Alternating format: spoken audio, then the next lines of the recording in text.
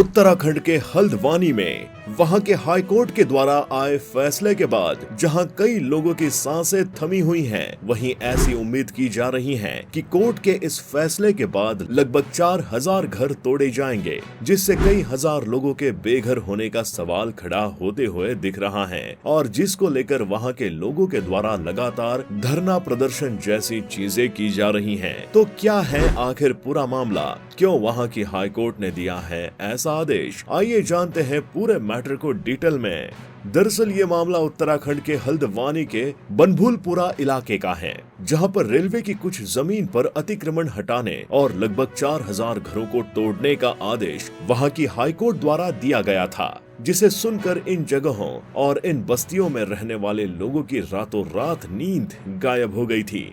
उन लोगों को समझ नहीं आ रहा था कि कोर्ट के इस फैसले के बाद कब उनका आशियाना मिट्टी के ढेर में बदल जाएगा। उन्हें खुद को नहीं पता था। इसी मुद्दे को लेकर लोग लगातार धरना प्रदर्शन कर रहे थे, जिसके बाद इस निर्णय को रोकने के लिए कई सारी याचिकाएं भी फाइल की गई थी और सुप्रीम कोर्ट का दरवाजा भी खटखटाया गया था। और इस पूरे मसले को देखते हुए फिलहाल के लिए सुप्रीम कोर्ट ने इस फैसले पर रोक लगा दी है। इसके साथ ही सुप्रीम कोर्ट ने हाई कोर्ट से जवाब तलब करते हुए ये पूछा कि इतने सारे लोगों को एक साथ घर से बेघर करने से पहले क्या उनके रहने की कोई व्यवस्था की गई है, या इस फैसले को ऐसे ही सुना दिया गया है, क्योंकि बिना किसी इंतजाम के सालों से रह रहे लोगों को ऐसे बेघर करना किसी भी मानवीय भावना से ठीक नहीं है। ऐसी कोई इंसानियत भी नहीं है, क्योंकि घर कोई एक दिन में बनने वाली चीज नहीं है। इसको बनने में सालों की मेहनत और जमा पूंजी लगती है। ऐसे में इन्हें अचानक से बेघर करने का निर्णय इन लोगों के लिए बहुत बड़ा अन्याय है। इसके साथ ही सुप्रीम कोर्ट ने इस पर स्टेट गवर्नमेंट को भी अपनी स्थिति स्पष्ट करने को कहा है।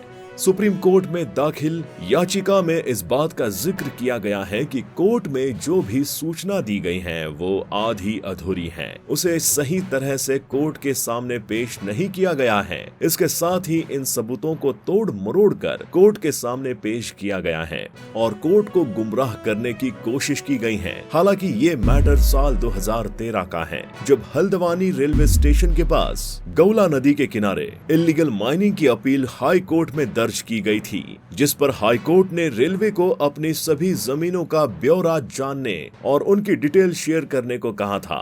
और जब रेलवे ने ये आंकड़ा 2017 में निकाला तो पता चला लगभग 4364 अतिक्रमण रेलवे की जमीनों पर हुए हैं, जिसके बाद इस अतिक्रमण को हटाने के लिए एक और अपील फाइल की गई और इसी अपील पर एक्शन लेते हुए 20 दिसंबर 2022 को हाई कोर्ट ने ये फैसला सुनाया, जिसमें 1 जनवरी को लोगों को ये नोटिस दिया गया कि वो अपना अतिक्रमण वहां से हटा ले, नहीं तो उनके घरों को फिर रेलवे के द्वारा खाली करवाया जाएगा। और इस आदेश पर 10 जनवरी से कार्यवाही भी होने वाली थी और इसी के बाद लोग सुप्रीम कोर्ट में अपनी फरियाद लेके पहुंचे थे, क्योंकि उनका कहना था कि वो यहाँ 1-2 सालों से नहीं बल्कि दशकों से रह रहे हैं और उन्होंने यहाँ पर हाउस टैक्स भी पे किया है, तो फिर ये जमीन रेलवे की कैसे हो सकती है।